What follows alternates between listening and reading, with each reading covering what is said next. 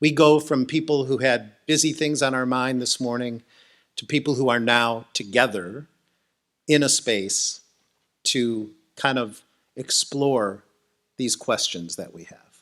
And I love music because it does that. It brings us together in a way that nothing else I have found brings people together.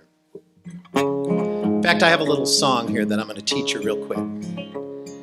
If you're keeping score, we just went from I was just the musician, now I am the teacher. Doing both today. Very simple chorus. And I can't help but wonder where I'm bound, where I'm bound. Can't help but wonder where I'm bound. Try that with me. Oh, I can't help but wonder where I'm bound, where I'm bound. Can't help but wonder where I'm bound. Try some harmony. Oh, I can't help but wonder where I'm bound, where I'm bound. Can't help but wonder where I'm... Harmony? What are you talking about? I can barely sing melody. Why are you making me sing harmony? Harmony, in my mind, is just any note other than melody. I know it's more complicated than that, but I'm looking around and I don't see any harmony police here. So if you want to stab around until you find it, just to get the joy of what it is to make harmony, it's okay with all of us. Try it one more time. And I can't help but wonder where I'm bound, where I'm bound. Can't help but wonder where I'm bound. It's a long and a dusty road. It's a hot and a heavy load. Folks I meet ain't always kind. Some are bad and some are good. Some have done the best they could. Some have tried to ease my troubled mind. And I can't help but wonder where I'm bound, where I'm bound. Can't help but wonder where I'm bound. Sing it again. No, I can't help but wonder where I'm bound, where I'm bound. Can't help but wonder where I'm bound. Now, I choose that song as my opening song for the talk for a very specific reason. It was written by one of my folk music heroes, a guy by the name of Tom Paxton. And Tom's written some wonderful songs and continues to write some wonderful songs into his 80s. But it was Tom Paxton who introduced me to this idea of folk music. It was very clear when I was 13 years old that I would either become a folk singer or a criminal. It was a clear path either way. And let me explain why. I grew up where I grew up. The high school in Plymouth, Michigan, where I went to school, there was actually 2 high schools on one campus. It was this really experimental 1970s educational thing where they thought if they gave kids the responsibility as if they were college students, that they would grow and become flourishing college students. And that worked for some of them. But for others, like myself, not so much. One of the things they did was this thing called modular scheduling. Does anybody go through that? Modular scheduling was literally, there was no like class period, off period, class period. It was, you could be off or in class at any time of the day, which means people were roaming the halls. They're outside all the time. So one day you might have 1 class, the next day you might have 4, the next day you might have 2, which gave you all this free time to study, meet with your teachers, have study groups, work on projects, or smoke marijuana and play euchre, which is what I chose at that time. Got real good at both those things. Turns out they were not really good life skills. So by the time my 9th grade year ended, I had 2 credits when I was supposed to have 6. Now, prophetically, they were in music and English, the 2 things I do for a living. But it was not a good experience because I had to make up all that time. But one of the things that it allowed me to do was to go and explore some of the other teachers along the highway. And I was always interested in language and English. So there was one particular teacher that drew my attention. She wasn't ever officially my teacher, but when I was skipping other classes, I would sit in on her class. And her name was Barbara Masters. Now, Barbara Masters was like this, you know, we've all had that teacher. She was like this wonderful old hippie, you know. She was like 35. And if you went into Barbara Master's classroom, what you would see, it looked like the Detroit Institute of Arts had exploded in her room. There was not a single wall that wasn't covered with some kind of an art poster or a quote. Every single flat surface had stacks of poetry that you could take with you. There was art installations. It was like a crazy, chaotic, artistic, beautiful mess. And I remember that hanging from the acoustic ceiling tile, just like this, was a coat hanger stuck in there right next to a toilet seat. Now, why would there be a toilet seat hanging from the... That was an homage to the artist, what Dumas? Who's the artist? Duchamp. Because he had the urinal in the, right? So she had a toilet seat. It was, everything in that room was provocative, including this crazy little handwritten sign shoved in the ceiling by a coat hanger that had 3 words written on it. And those 3 words were, "Art saves lives." And I was 13 years old at this time, a young freshman. And I looked at that sign and I thought to myself, that's the dumbest thing I've ever heard in my life. How in the world could art save lives? And I can't help but wonder where I'm bound, where I'm bound. Let me hear you. Can't help but wonder where I'm bound. I've been all around this land, just doing the best I can, trying to find what I was meant to do. And the people that I see, they look as worried as can be, and they wish that they were a rambler too. Let me hear you now. And I can't help but wonder where I'm bound, where I'm bound. Can't help but wonder where I'm bound. One more. No, I can't help but wonder where I'm bound, where I'm bound. Can't help but wonder where I'm bound. So art saves lives. That was the statement I put on the board this morning when we had our 9 o'clock talk, which I absolutely recommend you come to next week. It's really great to sit in a circle and talk about stuff like that. So art saves lives. Down the hall from Mrs. Masters was Eileen Hewitt's classroom. Now, I actually was enrolled in her class, and she was an amazing influence on me. And one day she was using a Tom Paxton record to teach satire in her class. And it was I'll never forget it. It was an old record called Ain't That News? And on this record were songs, beautiful love songs, political songs, satirical songs. It spoke to me in a way that no music had ever spoken to me before. It was just amazing to me how much the whole world seemed to be in those songs. So I stole it. I did mention crime, right, as part of the equation here. Not only did I steal it, but now it is hanging signed by Tom Paxton in my office at home still to this very day. Mrs. Hewitt forgave me for stealing it because what I did was I took that record, I looked at the liner notes, I went to the library and I learned everything I could about these names, Woody Guthrie and Bob Dylan and Phil Oakes and the Greenwich Village folk music scene. I was at the library taking out these records, and anything he would mention I would learn about. And that led me to a life of teaching people through the radio, through writing, through decades and decades of performances for schools and for concerts and for old folks' homes about how folk music tells our story.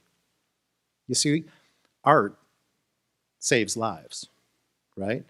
When I was in the only thing that got me through high school was meeting Gloria Logan, another teacher, who said, you have an amazing voice, you should try out for the musical. And I thought, that's crazy talk. And then I did it. This long-haired kid tries out for Guys and Dolls and gets the role of Nicely, Nicely Johnson. And all of a sudden, this kid who could barely come up with the words to ask a girl to the prom was now speaking these witty words and singing these witty songs. Because for some kids, especially those who maybe not good at tossing a ball around, art is the only way to bring that out. You may not be articulate in other ways, but if you pick up a paintbrush, maybe that's where you can self-express. If you have a trombone on the marching band field, maybe that's where it happens. Or on stage, like me. If you can't put a cohesive sentence together but can speak the words of Shakespeare, that changes the story inside of you, doesn't it? The story of how sports have changed people's lives, you always hear CEOs saying it taught me teamwork and all that stuff, and I believe every word of it. I don't think we tell the story enough of how art has done the same thing. Even those people who didn't go into art for a living use those tools in everyday life, right? And I can't help but wonder where I'm bound, where I'm bound. Can't help but wonder where I'm bound. Well, I had a buddy back home, but he started out to roam. And I hear he's out by Frisco Bay. And sometimes when I've had a few, his old voice comes ringing through. I'm going out to see him some old day. Oh, you got it now, let me hear you. And I can't help but wonder where I'm bound, where I'm bound. Can't help but wonder where I'm bound. I hear the harmony, try it. Oh, I can't help but wonder where I'm bound, where I'm bound. Can't help but wonder where I'm bound. So I have to laugh when I hear people talk about art in schools as an extra. The thing that makes our lives worth living is not an extra. And as we discussed this morning, one of the things that have shifted in our culture is that art has become something of a spectator sport. And what I'm most interested in as an artist and as a human being is to bring art back into everyone's daily lives. Every place I go, Keith told me a story this morning I thought was great. He's got this guitar in his closet that he hasn't picked up in decades. But every time he opens it, it goes, "Play me, come on, take it out, come on, you can do it." How many of you have something like that? The old easel, the old dulcimer, the old whatever. And very often we put that stuff away because we're raising children and we're making a living, and there's all good reasons to stop. But there's equally good reasons to start again, because what it brings us is enriching. In fact, it's the kind of thing probably your kids or grandkids should watch you be doing. It may not be one-on-one time, but it's osmosis time, right? And so I encourage you to do that, to bring art back into your lives. For me, it was meeting another hero several decades later, all because I found that record in my 9th grade English class. I was doing some concerts in Boston, and I got a call from the editor of the magazine that I write for. The magazine's called Sing Out Magazine, which has been around for over 60 years. It got started by Pete Seeger and some friends.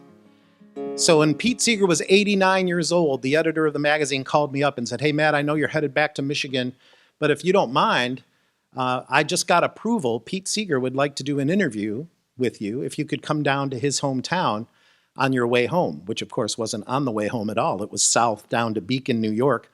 And I said, "Pete wants to do a one-on-one interview with me?" He said, "Yeah, if you don't mind." Let's just say I didn't mind. So I turned the car south. It was a rainy September Friday morning. Pete was 89 years old. I drove the car down south. I pull into this place called the Sloop Club, which is right on the banks of the Hudson River. And I don't know if you know, one of the things that Pete did in his life was he organized hundreds, if not thousands, of volunteers to clean up what could have been the dirtiest river in America, the Hudson River. And he did this by raising money to build a sailboat, or to buy a sailboat, sail it up and down the river, stopping along the way, having concerts and food at the shore, and encouraging everybody to clean up their part of the river. What a radical idea, right? And what happened over time was you could swim in the Hudson River again. They never thought that could happen. So here I was in the Sloop Club, where all this was planned, with the sailboat right there out there. I could see it on the river. And I'm waiting for the man to show up. And all of a sudden, this old beat-up pickup truck pulls up, and out hops this guy with a banjo slung over his back, and he hops into the Sloop Club. Did I mention he was 89? Right? And Pete was gracious. He was amazing. He was, when your hero exceeds your expectations, that's a good thing. He made me feel like I was the important one in the conversation, right? And if you wanted to shut him down, all you had to do is give him praise. He didn't want any kind of praise. But he did tell me something that day that absolutely changed the course of my artistic life. Pete told me that getting people to sing was the most important work he did in his life. Now, this is a guy who marched on Selma, right? This was a guy who was there when Harry Belafonte brought all these people together in Montgomery, Alabama at the city of St. Jude, where all these marchers over 3 days landed. He was there for that concert. This was a guy who escorted the great black opera singer Paul Robeson through brick fire. He still has a brick that came through his windshield from that. This is a guy who went across the world and brought songs back to us that have become part of a fabric of our culture, songs like Guantanamera and The Lion Sleeps Tonight. He found those songs and taught them to us. He was one of the authors of the reworking of the song We Shall Overcome. And yet, Pete said that getting people to sing was the most important work in his life. That's fascinating to me. So I told him on that day that, I didn't tell him this because he'd be embarrassed. I said, count on me, Pete, for carrying on this little bit of your life's work. And I told him that I would facilitate or lead 100 community sings across the country every year. And I think every year since then, we've probably done that. I have 4 or 5 of them going just in the Detroit area alone. On a Tuesday night or a Wednesday night, we put chairs in a circle in the community room at the library. And for 90 minutes, we sit in a circle. It's free. Everybody can come. All we do is sing. Doesn't matter what songs we sing. We just sing together for 90 minutes. I start out by getting them warmed up. Then we go around the circle. You can either lead a song, you can suggest a song, and if I know it, I'll lead it, or you can simply pass if you just want to sing. And what happens is, I'm not going to say it's magical because it's actually scientific. When we sing, it releases chemicals in our brain that heal us, that make us feel better. That's just true. And they've also proven that when you do it in community with other people, it can triple or quadruple the effects of that healing. Isn't that that's free medicine, ladies and gentlemen? That's something we can do. Now, how many of you, raise your hand, were ever told when you were young something to the effect of, maybe you should just mouth the words, honey. Just raise your hand if anybody's been told that maybe they shouldn't sing. You would be the ones I would put right in that circle, right? Because these circles are not about, if you sound real good, I'm going to turn my chair around and give you no, that's not it. It's not The Voice. It's not American Idol. It's the simple act of doing what we've been doing all morning, which is just singing together. And it doesn't matter to me what we sing. That's why I like to go around the circle, because we'll sing Broadway songs, we'll sing classic rock songs, it doesn't matter. What matters is that we're singing. And I wish we had a videotape of what folks were like on the first day at 7 o'clock, and then tape them at 8:30 when we're done after 90 minutes. It goes from nobody talking to each other, everybody sort of looking down at the ground, blah, blah, blah, blah. And they're asking each other, oh, you eat at this place? Wow, you need a ride home? I mean, it's like it creates community in a way that nothing I've ever seen creates community. And probably more importantly, in this very contentious, polarized world, it doesn't back people against the wall. It invites them into the circle. And we don't talk politics. We sing politics sometimes, because you can sing whatever you want when it comes to you. But everybody is welcome. I think that was the inspiration for this song that I wrote last year, when I realized that half of my Facebook friends in 2016 unfriended the other half of my Facebook friends in 2016. Has that happened to anybody else?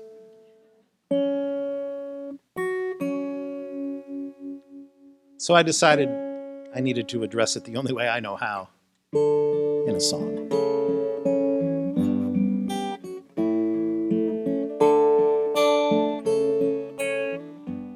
I have a friend who I know if I talked politics with him, we probably wouldn't talk anymore. The same guy lives about 5 minutes from my 83-year-old mom. And if my mom's water heater went out in the middle of the night, my friend would be there to help her. It's kind of hard to hate a guy like that.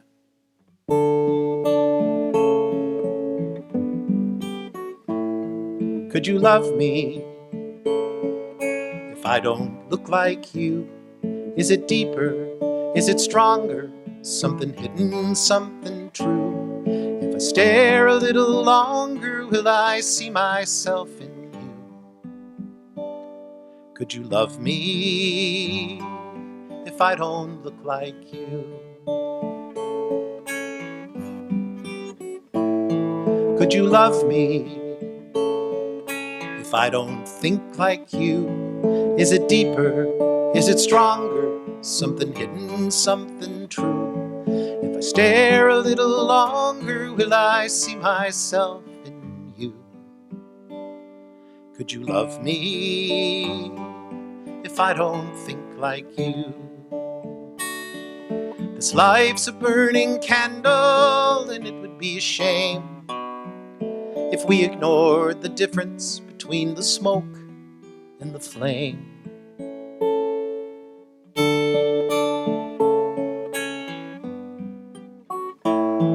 Could you love me if I don't pray like you? Is it deeper? Is it stronger?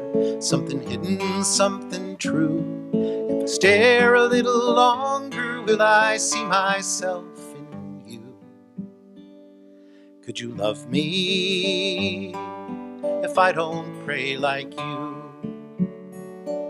This moment is a miracle, so why not find a way to be here and be grateful that we share another day?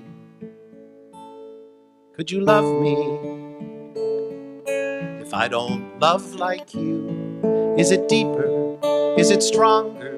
Something hidden, something true. If I stare a little longer, will I find myself in you? Could you love me if I am not like you?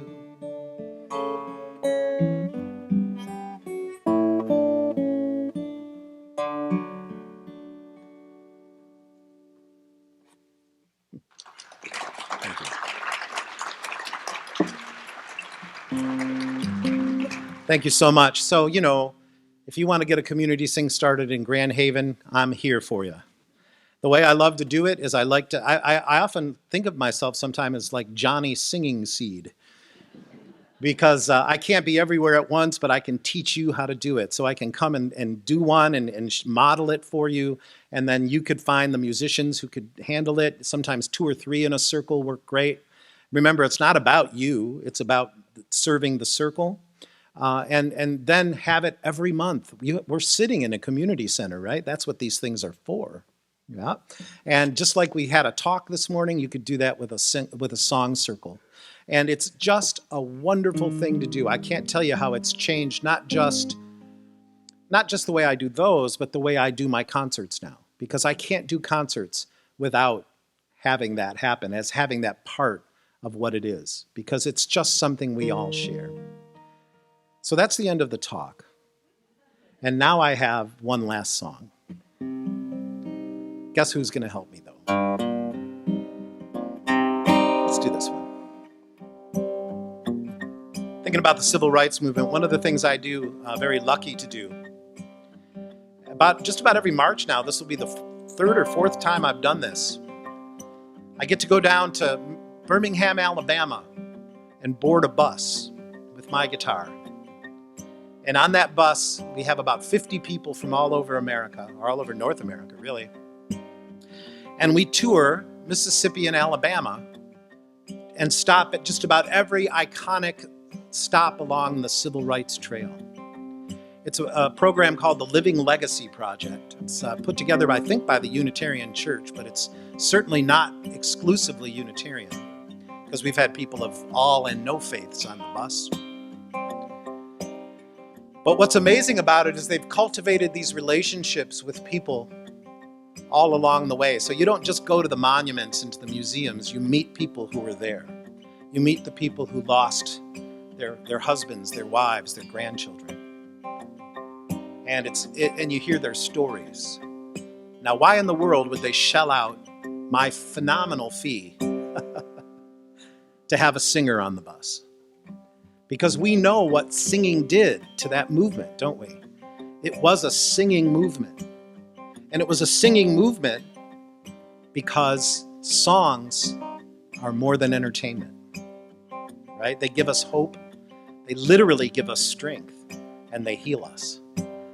That's why people in those terrible circumstances, I was at that wonderful museum. If you've never been down to the Civil Rights Museum in Memphis, it's worth seeing. And I was looking at this poster where there were all these folks who looked like they'd been marching for 3 days with these big, huge smiles on their faces, and all these police that looked like they just swallowed a lemon. And a little girl pointed up to the picture and said, "Why are those people so happy and those people so sad?" Because they were singing. They knew they were on the right path. And this is how we always began each day. All you have to do is sing back to me what I sing to you, and I'll teach you one line. I'm on my way, I'm on my way up to Canaan's land. I'm on my way up to Canaan's land. I'm on my way up to Canaan's land. Now this is the line you have to learn.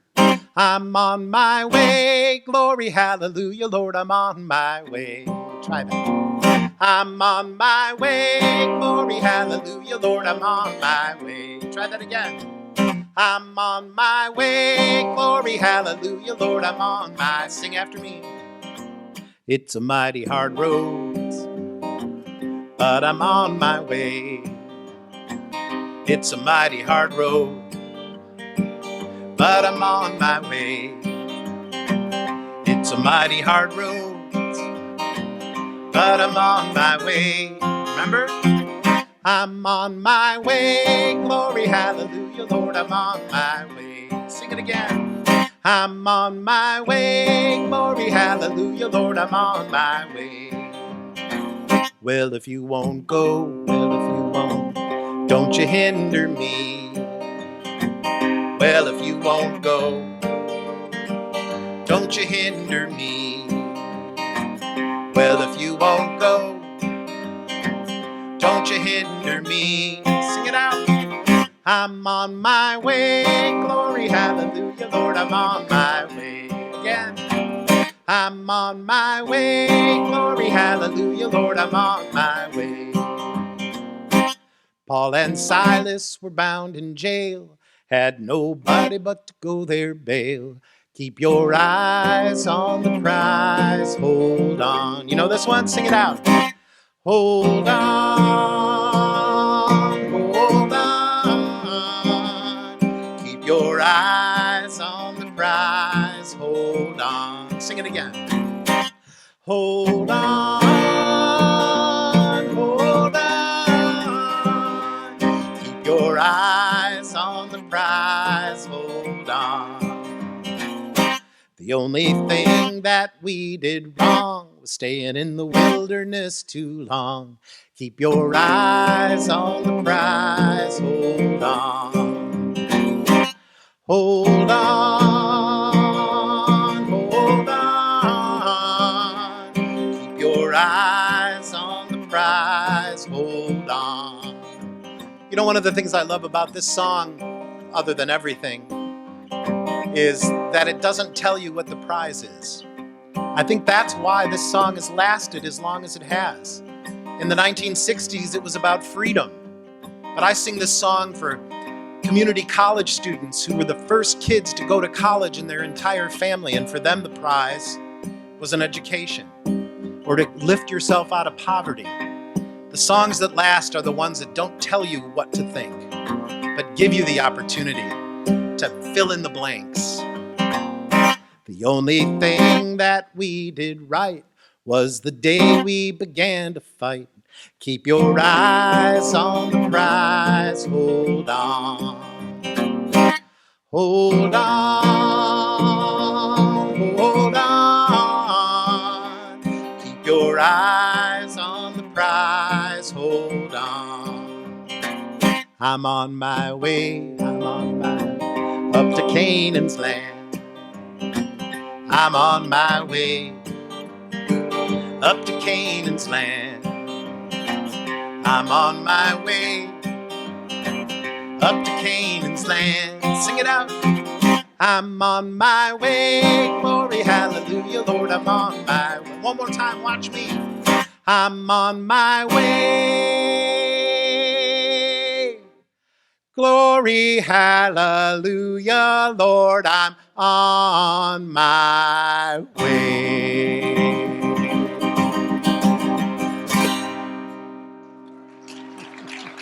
You sound great. Thank you, everybody. Appreciate it.